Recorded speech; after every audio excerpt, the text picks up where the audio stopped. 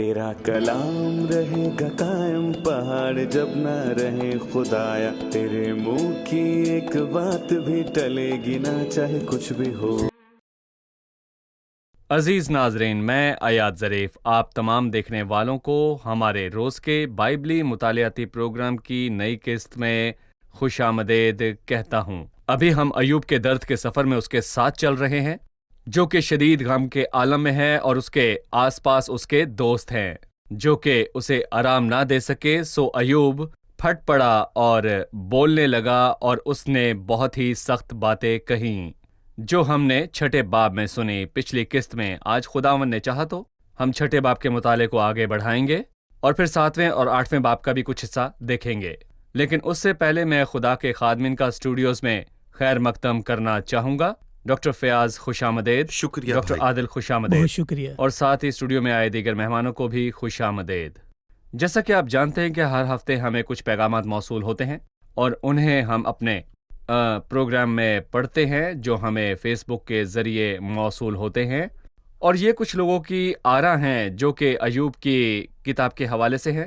ان میں سے ہم نے کچھ تبصروں کو پچھلے ہفتے پڑھ لیا تھا، اور وقت کم ہونے کی وجہ سے آج ہم کچھ اور پیغامات کو پڑھنا چاہیں گے۔ سب سے پہلے بھائی طارق نے ایوب کی کتاب کے حوالے سے اپنی رائے دی ہے کہ آزمائش کے دوران تو غم اور کڑواہٹ ہے، لیکن سفر کی منزل پر خوشی ہے۔ جان ایلکویس کہتے ہیں یہ سب بھیانک تسلی دینے والے ہیں۔ ان کی مراد ایوب کے دوستوں سے ہے۔ ہانی ابراہیم کہتے ہیں خود پرستی، ذاتی کاملیت پر یقین اور صبر یہ ایوب کی کتاب کا عنوان ہے۔ امجد نشاد کہتے ہیں اس خدا پر بھروسہ کرنا جو دشمن دکھائی دیتا ہے۔ اس کی مراد کہ خدا اس کتاب میں ایوب کا دشمن نظر آتا ہے۔ مودی زنہور کہتے ہیں ایوب پوچھتا ہے اور جواب دیتا ہے، اب میں تجھ سے سوال کرتا ہوں اور تو مجھے بتا۔ پیٹر کہتے ہیں یہ دکھ سہنے والے کی حیرانگی کے متعلق ہے جو درد کے فلسفے کو سمجھنے کی کوشش کر رہا ہے۔ مشیل کہتی ہیں ایوب کی بھلائی اور راست بازی کا مقابلہ خدا کی بھلائی اور راست بازی سے تھا۔ مشال کا کہنا ہے کہ جب آسمان انسان کی پکار پر خاموش دکھائی دیتے ہیں تب حق تعالی سب سے بڑا جواب دیتا ہے، اور عظیم ترین اسباق کے سر خوبصورت ترین دھنوں کو پیش کرتے ہیں۔ بہت خوبصورت الفاظ ہیں۔ ناظرین، آپ کے پیغامات بھیجنے کا بہت شکریہ۔ ڈاکٹر فیاض، میں چھٹے باب میں سے چند آیات کو پڑھوں گا اور پھر آپ سے سوال پوچھوں گا۔ چھٹے باب کی 14ویں آیت سے، اس پر جو بے دل ہونے کو ہے اس کے دوست کی طرف سے مہربانی ہونی چاہیے، بلکہ اس پر بھی جو قادر مطلق کا خوف چھوڑ دیتا ہے۔ میرے بھائیوں نے نالے کی طرح دعا کی، ان وادیوں کے نالوں کی طرح جو سوکھ جاتے ہیں، جو یخ کے سبب سے کالے ہیں اور جن میں برف چھپی ہے، اور جس وقت وہ گرم ہوتے ہیں تو غائب ہو جاتے ہیں، اور جب گرمی پڑتی ہے تو اپنی جگہ سے اڑ جاتے ہیں۔ تیما کے قافلے دیکھتے رہے، سبا کے کاروان ان کے انتظار میں رہے۔ وہ شرمندہ ہوئے کیونکہ انہوں نے امید کی تھی۔ وہ وہاں آئے اور پشیمان ہوئے۔ سو تمہاری بھی کوئی حقیقت نہیں، تم ڈراؤنی چیز دیکھ کر ڈر جاتے ہو۔ کیا میں نے کہا کچھ مجھے دو، یا اپنے مال میں سے میرے لیے رشوت دو، یا مختلف کے ہاتھ سے مجھے بچاؤ، یا ظالموں کے ہاتھ سے مجھے چھڑاؤ۔ مجھے سمجھاؤ اور میں خوش رہوں گا، اور مجھے سمجھاؤ کہ میں کس بات پر چوکا۔ راستے کی باتیں کیسے میسر ہوتی ہیں، پر تمہاری دلیل کس بات کی تردید کرتی ہے؟ کیا تم اس خیال میں ہو کہ لفظوں کی تردید کرو، اس لیے کہ مایوس کی باتیں ہوا کی طرح ہوتی ہیں؟ ہاں، تم یتیموں پر کرہ ڈالنے والے اور اپنے دوستوں کو سوداگری کا مال بنانے والے ہو۔ اس لیے میری طرف نگاہ کرو، کیونکہ میں تمہارے منہ پر ہرگز جھوٹ نہ بولوں گا۔ میں تمہاری منت کرتا ہوں، باز آؤ، بے انصافی نہ کرو، ہاں باز آؤ، میں حق پر ہوں۔ کیا میری زبان پر بے انصافی ہے؟ کیا فتنہ انگیزی کی باتوں کو پہچاننے کا مجھے شعور نہیں؟ ایوب اپنے دوستوں کے لیے انتہائی سخت الفاظ استعمال کر رہا ہے۔ اسے ان سے کیا توقع تھی جو پوری نہ ہو سکی؟ وہ بہت خوبصورت شاعرانہ عکس کو پیش کرتا ہے جس میں اپنے دوست کو بے وفا کہتا ہے، اور 14ویں آیت میں وہ کہتا ہے کہ مصیبت زدہ شخص جو کہ مصیبت میں ہے اسے اپنے دوست سے رحم دلی کی توقع ہوتی ہے، چاہے اس نے خدائے قادر کو چھوڑ دیا ہو۔ اور اگر میری روحانی اور اخلاقی حالت اتنی بری ہے کہ میں نے خدا کے ساتھ اپنا تعلق ہی ختم کر لیا، تو بھی مجھے میرے دوستوں سے امید ہے کہ وہ میرا ساتھ مجھے دیں بحال گے۔ کریں۔ لیکن افسوس کہ تم نے میرے لیے کچھ نہ کیا۔ مجھے تم سے ساتھ دینے کی توقع تھی، لیکن افسوس کہ تم نے مجھے مایوس کیا وہ انہیں نالے کی مانند کہتا ہے. میرے بھائی نے میرے لیے نالے کی مانند دعا کی. نالے کا مطلب ہے کہ پانی کی ایسی دھار جو کاٹ کر رکھ دے. اس سے پانی نکلنا چاہیے لیکن اس میں سے پانی نہ نکلا. نالا پانی کی ندی کو کہتے ہیں. پانی کی وہ ندی جس کی دھار کاٹ ڈالتی ہے. میں نے آ کر دیکھا اس میں پینے کو پانی نہ تھا. ان نالوں کو جو سوکھ جاتے ہیں صحرا میں لگی پانی والی چکی کی مانند، جہاں پر پانی بس گھومتا رہتا ہے، جو یخ کے سبب سے کالے ہیں اور جن میں برف چھپی ہے.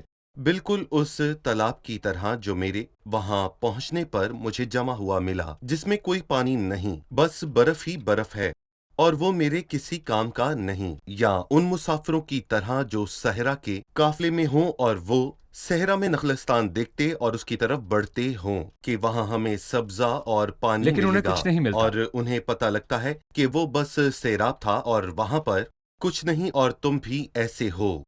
میں نے سوچا مجھے تم میں کچھ اچھا ملے گا لیکن تم میں کچھ اچھا نہیں ہے. اور پھر اس کے علاوہ میں کہوں گا کہ اس کے برعکس تم نے مجھے تلخ باتیں کہیں. مجھے تعلیم دو تاکہ میں سمجھ سکوں کہ میں نے کہاں پر خطا کی. تم بہت ہی زوردار الفاظ کہہ رہے ہو لیکن راستے کی باتیں کیسی مؤثر ہوتی ہیں. پر تمہاری دلیل کس بات کی تردید کرتی ہے؟ تم مجھے ملامت کیوں کرتے ہو؟ مجھے بتاؤ کہ میں نے کیا کیا. اور اسی لیے وہ 29ویں آیت میں واضح طور پر یہ کہتا ہے، باز آؤ اور بے انصافی نہ کرو. باز آؤ، بے انصافی نہ کرو. میں حق پر ہوں. کیا میری زبان پر بے انصافی ہے؟ کیا فتنہ انگیز باتوں کے پہچاننے کا مجھے شعور نہیں؟ اس کا مطلب ہے کہ میں آزمائش میں ہوں. اس کا خط میں کوئی تعلق نہیں. جیسا کہ تم کہتے ہو ایسی مجھ میں کوئی بات نہیں. اور جس آزمائش میں میں اب ہوں اس کا گناہ اور بدی کی باتوں یا عمل سے کوئی تعلق نہیں. تم کسی اور چیز کے متعلق گفتگو کر رہے ہو جبکہ میں تم سے مکمل طور پر مختلف باتوں کی توقع رکھتا ہوں. افسوس کہ میں نے سیراب کو پایا، پانی کے اس چکے کی مانند جو پانی کو نکالتا ہے، اور تم ہرگز کسی بیکار. کام کے نہیں. میں تم سے کہتا ہوں تم بے وفا ہو. اس نے ان سے نرمی اور تسلی کی امید رکھی لیکن ایسا جی. کچھ نہ پایا بلکہ سخت باتیں، جبکہ وہ باتیں صحیح تھیں. بھائی ایوب کے دوست اسے تسلی دینے میں ناکام کیوں رہے؟ انہوں نے کیوں اس کی بیماری کو صحیح طور پر نہ جانا اور اس کا غلط علاج کیا؟ میرا خیال ہے کہ 3 وجوہات سے. پہلی یہ کہ وہ خدا کو حقیقی طور پر نہ جانتے تھے. انہوں نے فقط خدا کے ایک پہلو پر زور دیا اور دوسرے کو ترک کر دیا. انہوں نے خدا کے انصاف پر زور دیا اور بھول گئے کہ وہ محبت سے بھرا ہے. دوسری، انہوں نے ایوب کی حقیقت کو نہ جانا. جیسا کہ ڈاکٹر فیض نے کہا، انہوں نے ایوب پر الزام لگایا کہ اس کی زندگی میں پوشیدہ بدی ہے جسے وہ جانتے نہ تھے کہ ان آفتوں کا منبع جن سے ایوب گزر رہا ہے ضرور بدی ہے. تیسری، وہ خود کو بھی لائق طور پر نہ سمجھتے تھے.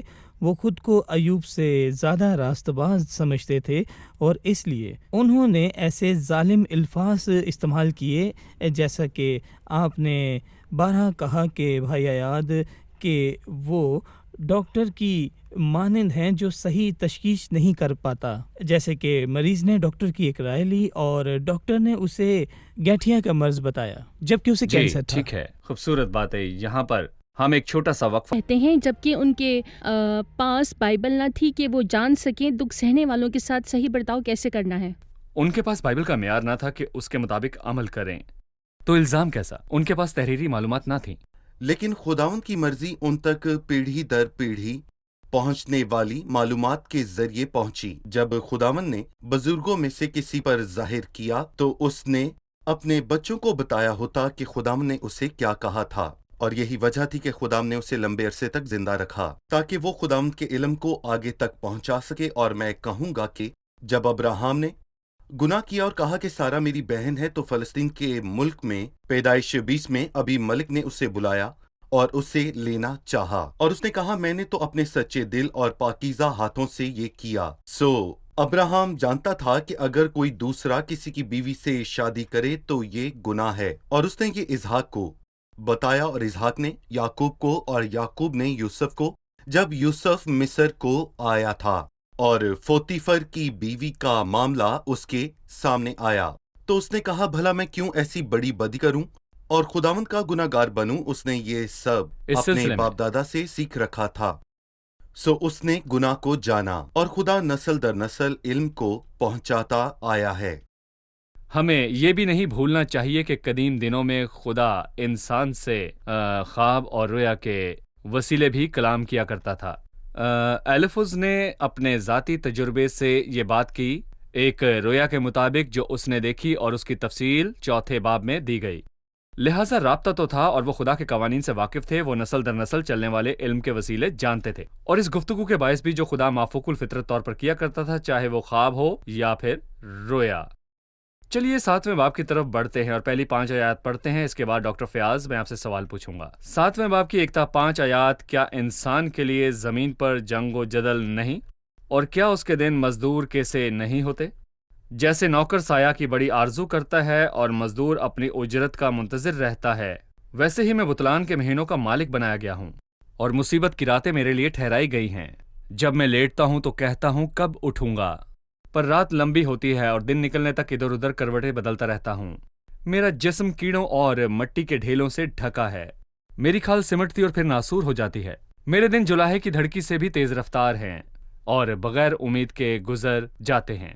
مطلب ایوب اپنی اور اپنے بدن کی حالت بیان کر رہا ہے، اور وہ اپنے ایام کو کیسے دیکھتا ہے، ہمیں اس کے بارے میں بتائیے۔ دیکھیں، ہم اس حوالے کو ایک عنوان دے سکتے ہیں، کیونکہ ایوب امید کے مر جانے کی شکایت کرتا ہے، کیونکہ اس کے جسم اور اس کی صحت کی صورتحال نہایت خوفناک ہے، جبکہ اس کے دوست مختلف بات کر رہے ہیں، اور وہ کہتا ہے میں تو کسی مزدور کی مانند بھی نہیں، جیسے مزدور خواہش کرتا ہے کہ اس کی مشقت کا دن ختم ہو تاکہ وہ اپنی اجرت وصول کرے اور گھر جا کر آرام کرے، لیکن مجھے یہ امید بھی نہیں، کیونکہ میرے دن گزرتے جا رہے ہیں اور کوئی حل دکھائی نہیں دیتا۔ جیسے نوکر سائے کی بڑی آرزو کرتا ہے، یعنی کہ کب اسے چھٹی ہو اور وہ گھر جا کر نیند لے، لیکن میرے پاس یہ سہولت نہیں، میرے دن رات جیسے تاریک ہیں۔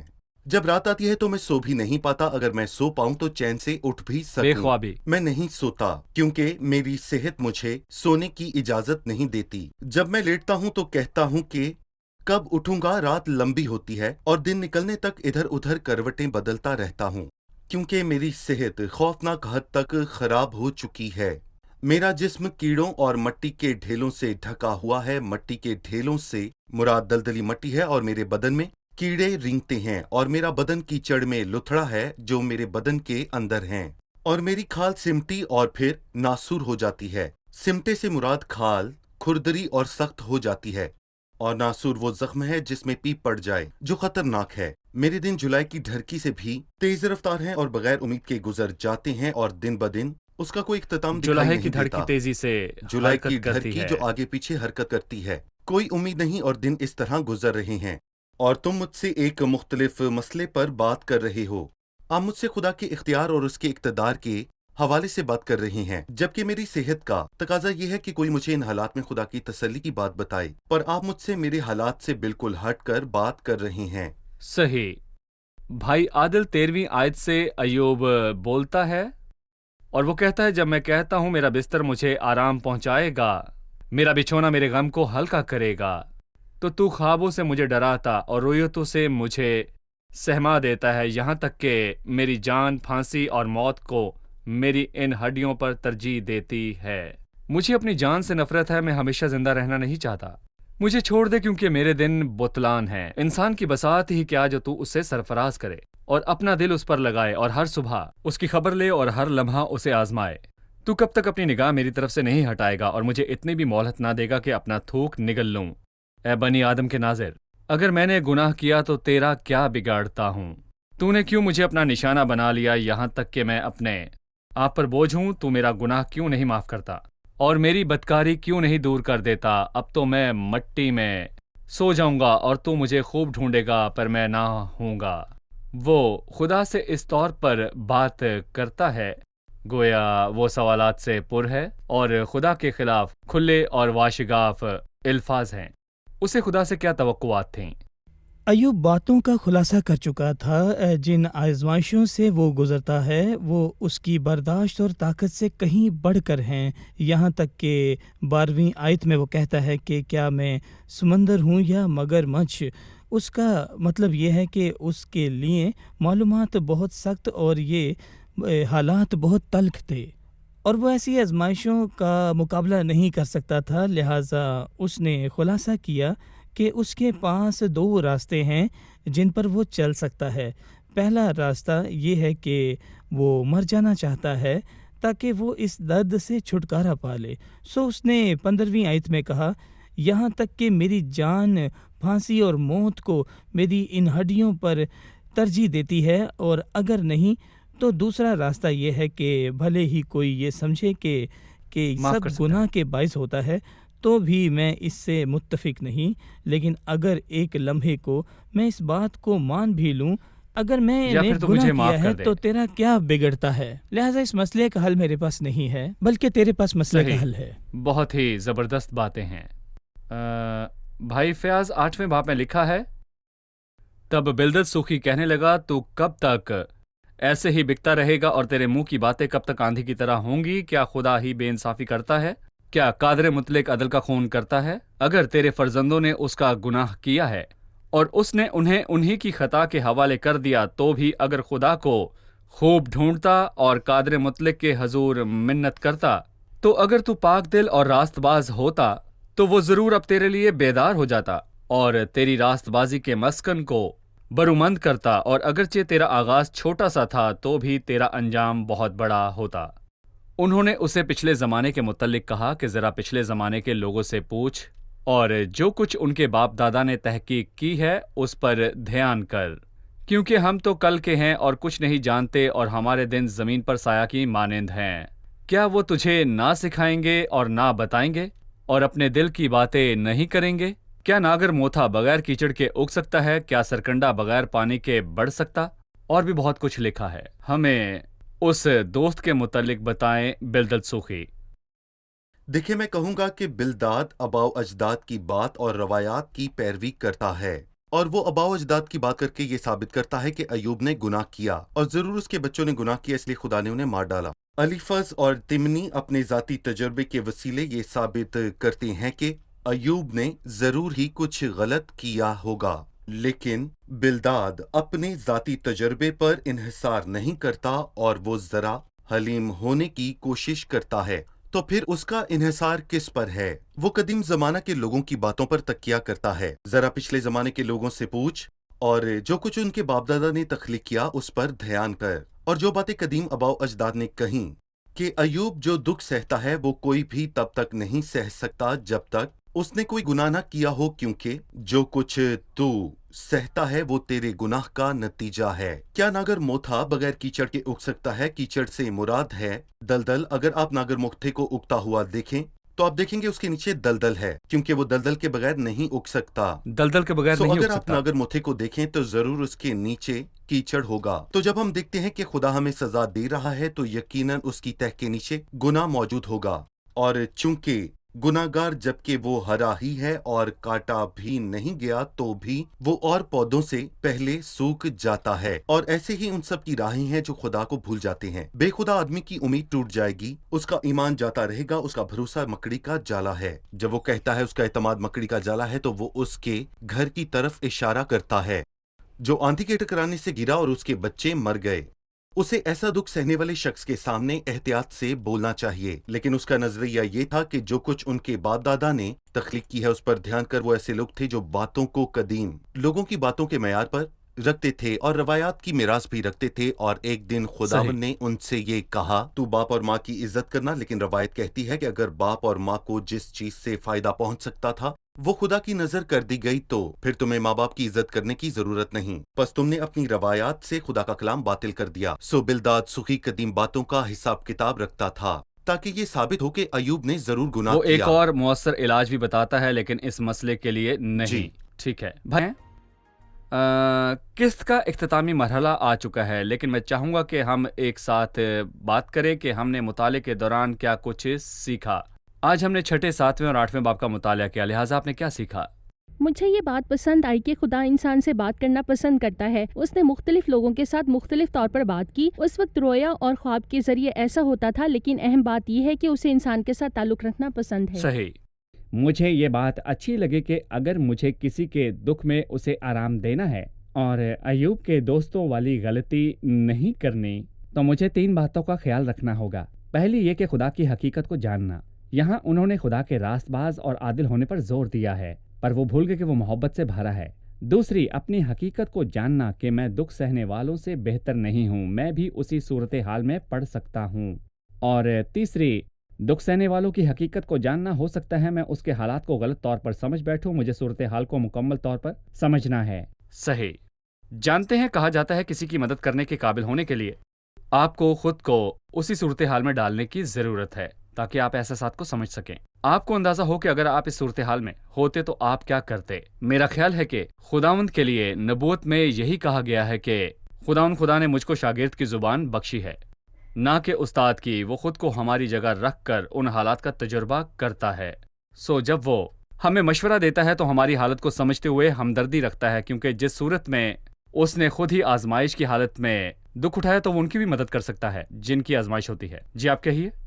میں نے بلدت سوکھی سے سیکھا جب اس نے کہا کہ ایوب کے بچوں کی موت ان کے گناہوں کی سزا ہے، کہ مجھے ہر اس شخص کی عدالت نہیں کرنی چاہیے جو کسی حادثے میں مرتا ہے، گویا یہ اس کے گناہوں کی سزا ہے کہ اس نے لازماً کچھ غلط کیا ہوگا جس کے باعث وہ یوں مرا۔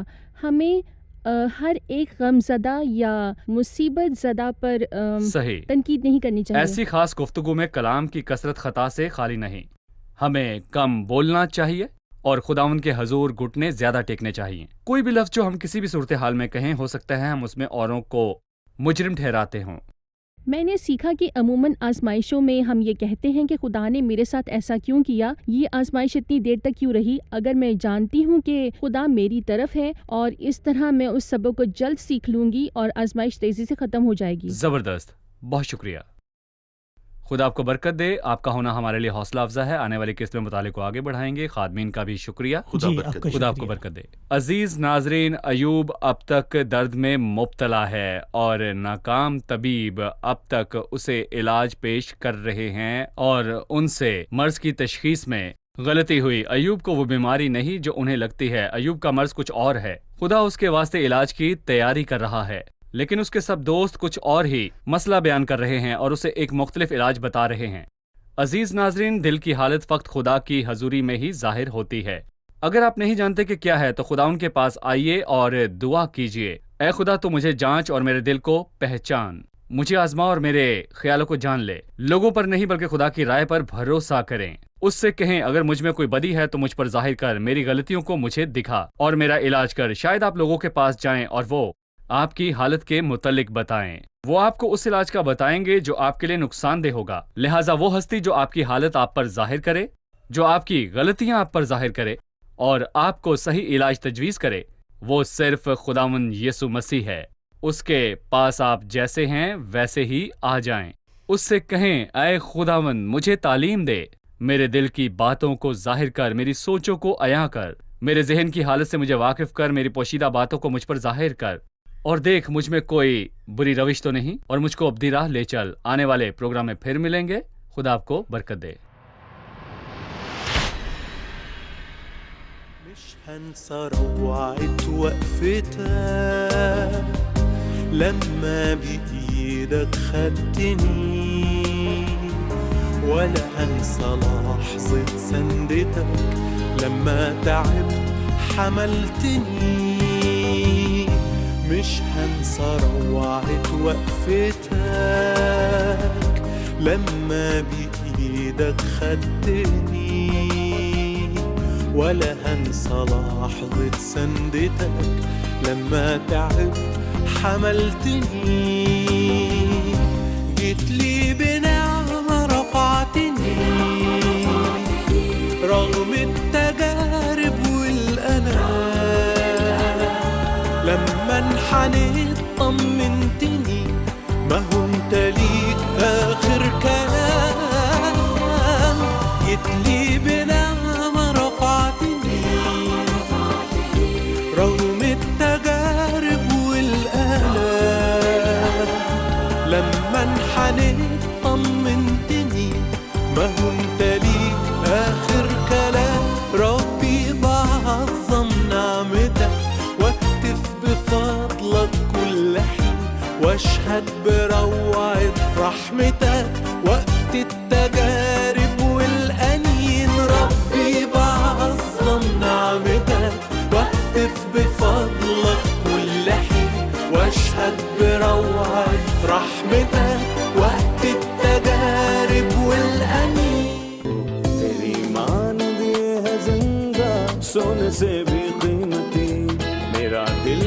دے گواہی ہے یہ کتاب عظیم.